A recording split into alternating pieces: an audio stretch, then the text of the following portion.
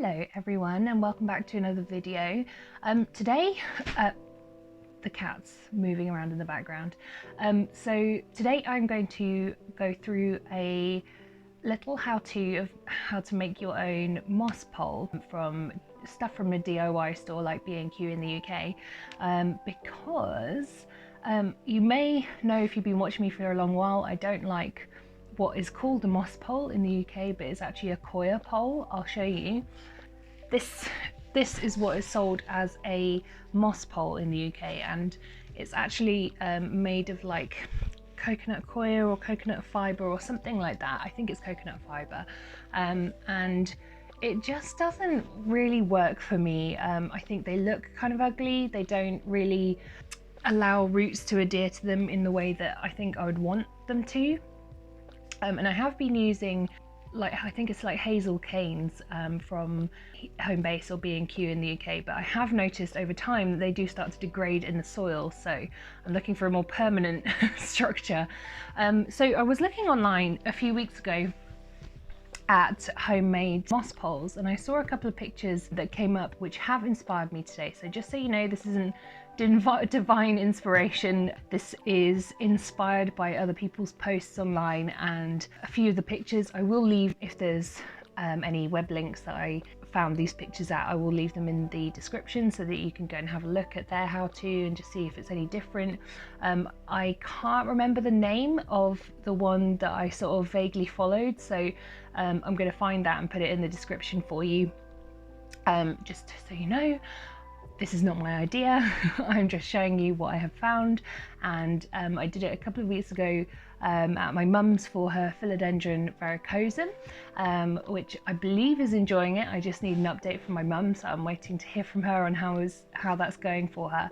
But I think this should work really well. So what we are going to be using as our subject today is my lovely Philodendron tortum, which you may remember from a previous video about a year ago, I think, where I converted him into leca.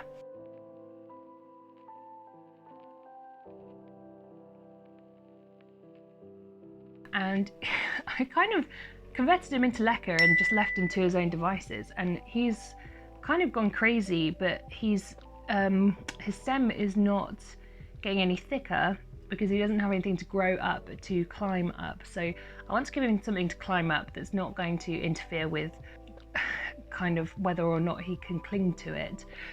So we are going to be using, put this to one side, this is 0.5 by 5 meters mesh PVC screening from B&Q. So this is by Bloomer, I think it is.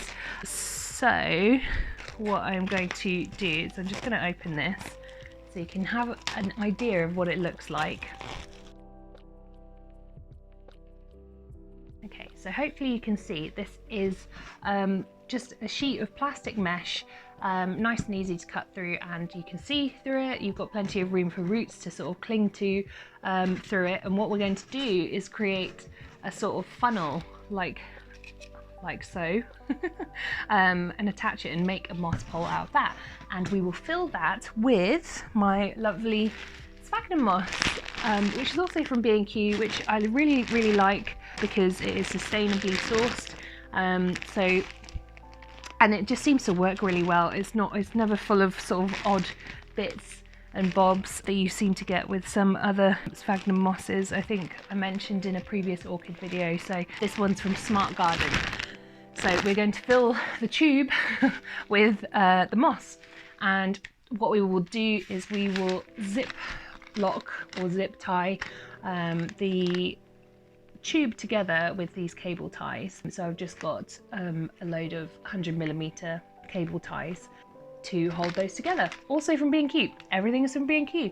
I've also got some cable nippers, or I don't think that's the right word for them, cable cutters, but I'm actually thinking, or they're wire cutters, sorry, but I'm actually thinking that this might be a bit much for this plastic, and it might be a bit sort of labor intensive doing it this way, whereas because the plastic is so kind of thin and flimsy, I'll just use an old pair of scissors, and that should be fine. So without further ado, let's get right into it.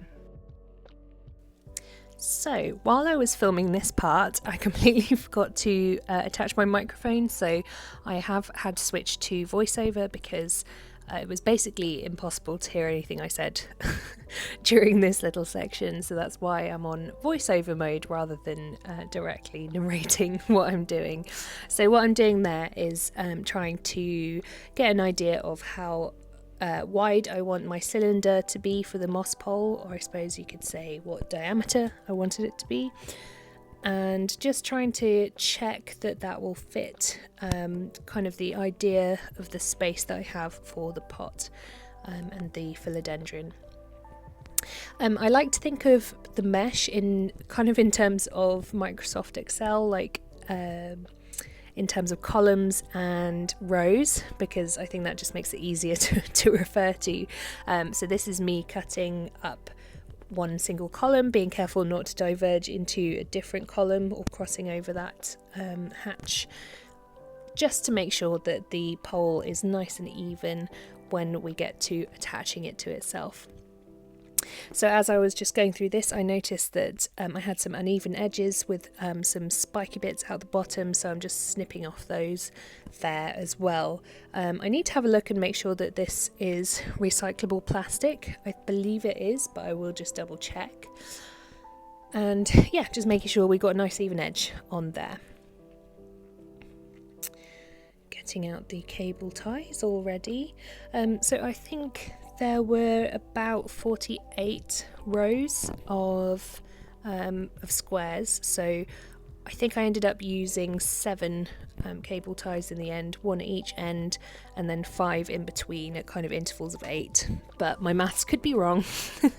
And what you want to do is you want to overlap the first and final column, so it's kind of difficult to show you on video here, but that is what I'm doing, is overlapping the first and final column and zip tying the edge of the first column to the second edge of the other ends column, if that makes any sense.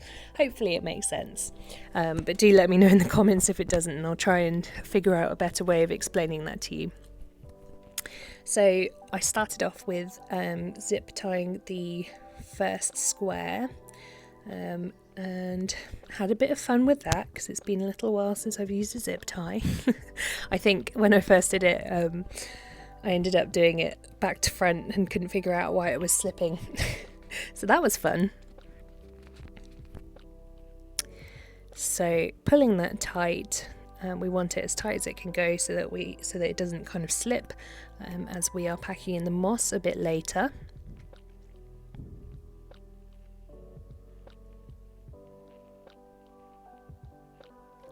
So I think here is where I was considering how many squares I need to count down. So I think I did the next zip tie in the 8th square, and then I think I continued doing the 8th square each time.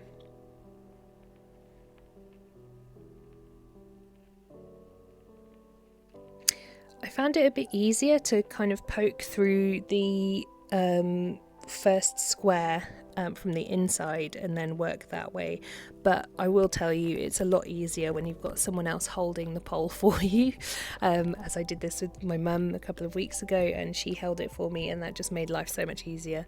It was very faffy doing this with just 2 hands. 3 or 4 preferably would be fantastic.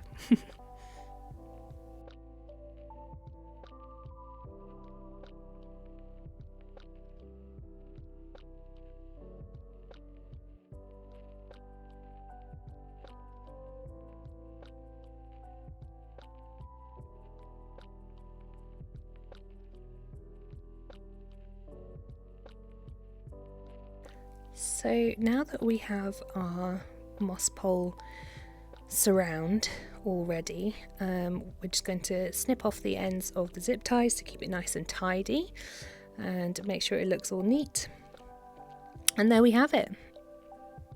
Okay, I have my poking sticks and I also have my sphagnum moss. So what I want to do, I think, just thinking about how to make it more stable, I actually haven't seen any tips on this, but I have a feeling that putting this straight into the substrate on its own is going to make it a little unstable. So I was wondering if I was to stick this in here, just so that it's coming out somewhere around the bottom, and this makes it something that can stick into the soil and kind of hold it in place. So I think that's what I will do.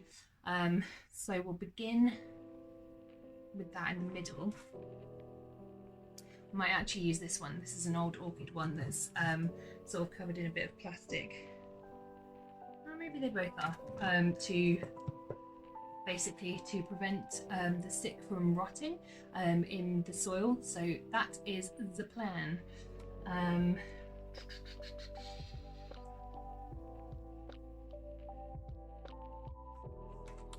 I haven't got my microphone on, I've just realised, so maybe we'll do that first. Okay, now I'm sufficiently squished in like a little hobbit into my corner. I can't figure out the best way to make this visible to you without sort of putting me so far away from the camera that you can't see what I'm doing. So I think what we'll do is just go with this. So I'm gonna, which one should I use? I'm gonna use this one. Right. The other one can be a poking stick. So let's get into our moss. I am prepared that this might make a mess, but that's fine, that's fine. So all we really want to do is start off at this end and just kind of shove some in. I'm going to try and shove on both sides to the little stake thing. Hopefully you can see this sufficiently. Yeah, this is messy.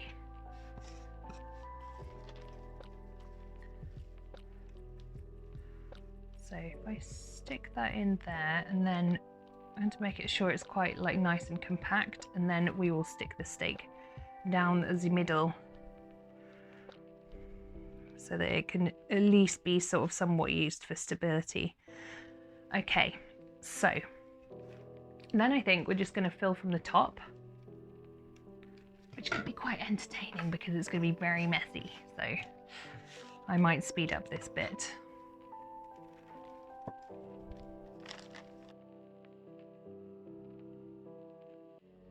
Right, poking stick comes in handy.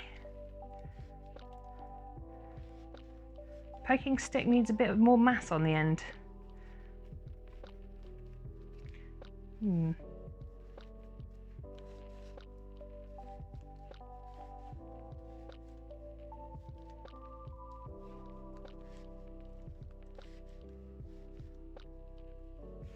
So when my mum and I did this, we used a skewer with a cork on the end. Now I don't have any corks, so I feel like I'm missing out on something here because I need a bit more mass on the end of my poking stick to properly kind of get this down. But, you know, with some perseverance, we will get there. It just takes patience.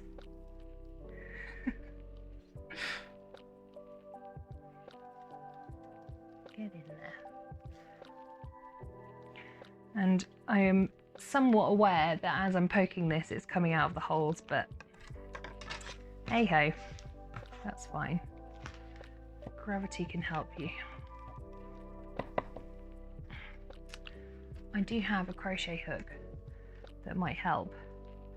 Perhaps only when we get a bit further along the pole, but that will be a better option, I think. Maybe that way around. Just in terms of compacting it a little. Because we do want it, we want some airflow, but we want it to be relatively compact in here so that it's kind of stiff enough to support the plant.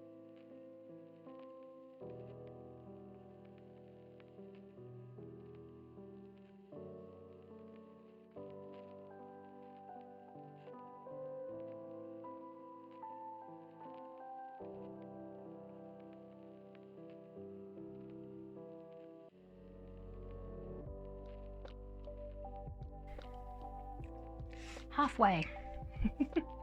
Well, a little bit over halfway. We're good, we're good.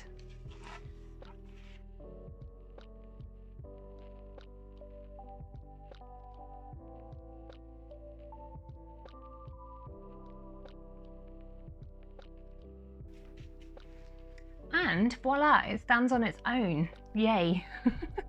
I think with this quite small surface area and it's not too heavy on top, it is pretty good at holding its own in terms of standing upright. We've got a little bit more to go, haven't we? Right, let's fill in that top bit.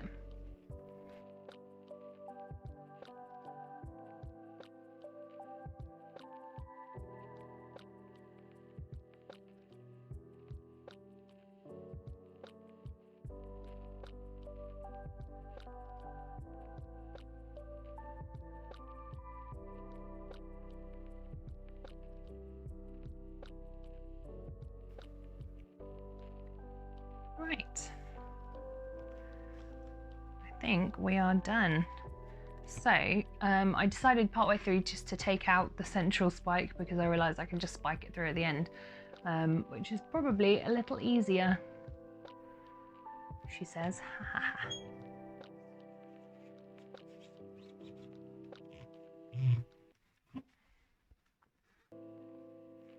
That's fine. I don't really mind that it's on one side.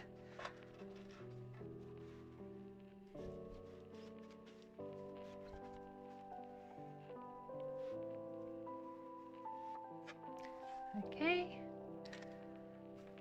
I'll just pack in anything that fell out while I was doing that.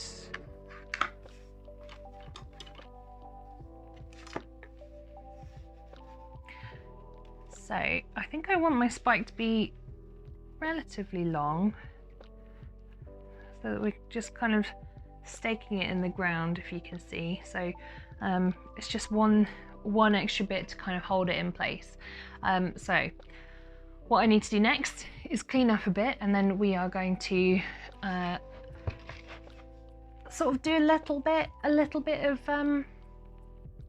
investigation shallowly into this pot, and then we'll stick this in relatively shallow along the top of the leca, and then we will put lovely Philodendron tortum attached to this lovely moss pole.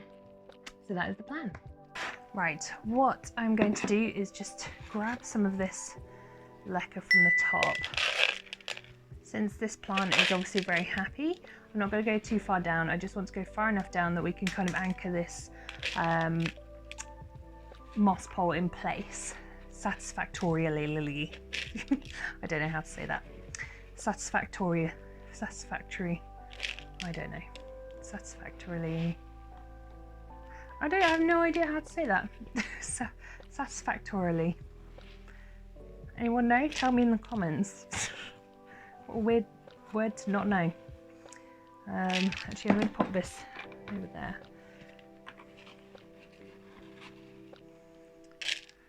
Right.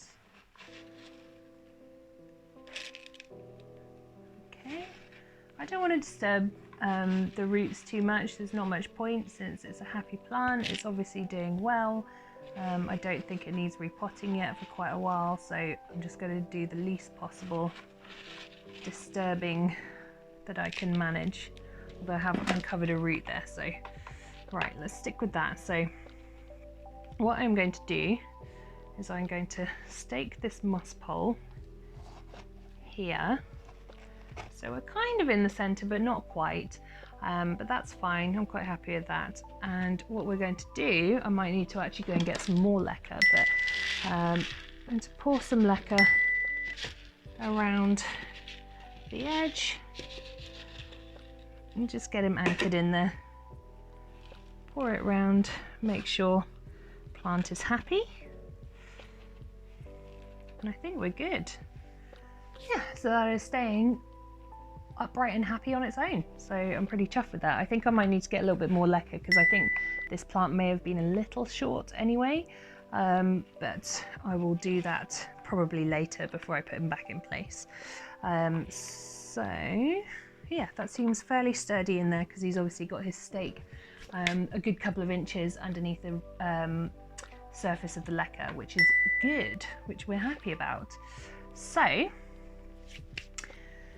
before we finish, I am just going to do a couple of these little garden twine ties. I don't know if you can see that very well from where I am, and just attach this lovely Philodendron tortum to the pole, and I can just about get round the pole with this circumference. I'm not going to do anything too firm because it's quite a delicate plant. It doesn't like to be messed with too much, but at least this colour of twine matches very nicely with the colour of the meshing netting. I don't know what I'm trying to say. So we will go for this long stem bit, and I'm hoping that this will provide just enough kind of moisture for this plant to start to grow some aerial roots and grow a bit more bushy. Now for a bigger plant I would probably do a bigger moss pole, just because it's gives it more scope to grow its aerial roots into, but since this is a really thin little weedy little plant, I figure there's not much point in having something big and thick at this moment in time, but maybe in the future I will. Okay, there we go, twisty twisty. And obviously because he's not a particularly bushy plant as well, and he's not long enough to kind of twine around necessarily the whole moss pole, I'm not going to do too much in the way of kind of interfering with how his growth habit is going, but we'll just see how he does with this moss pole to begin with, and then we will reassess maybe in a month or two's time when he's had a bit of a chance to kind of settle in, see how we're doing. And this final stem, I think, I'm not sure if you can see it at the top there, so I'll just do that one quickly. Very delicate little stem.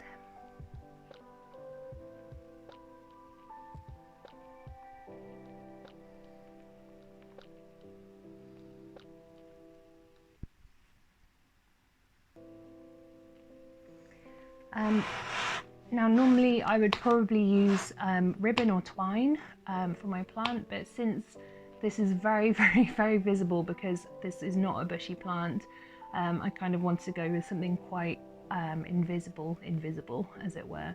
But yeah, so here is the final product, and I hope you would agree that does look better than what we began with. So let me know in the comments what you think of this solution for making a moss pole. I'm pretty chuffed with it, to be honest, because when you buy that whole big reel of why do I keep wanting to say it, netting, no, mesh. When you buy that whole big reel of mesh, it kind of looks a bit daunting, like you're never going to use that much, but the good thing is you can make as much as you want. You can make them as thick as you want. You've got some real options there. I'm going to do my melanochrysum in another video probably, because he is, I don't know, just the leaves are getting smaller towards the top, and I think he needs something to climb up, so I think that's the next one I'm going to do. But I figured this one's a nice small one for us to begin with, and to kind of explain the process with.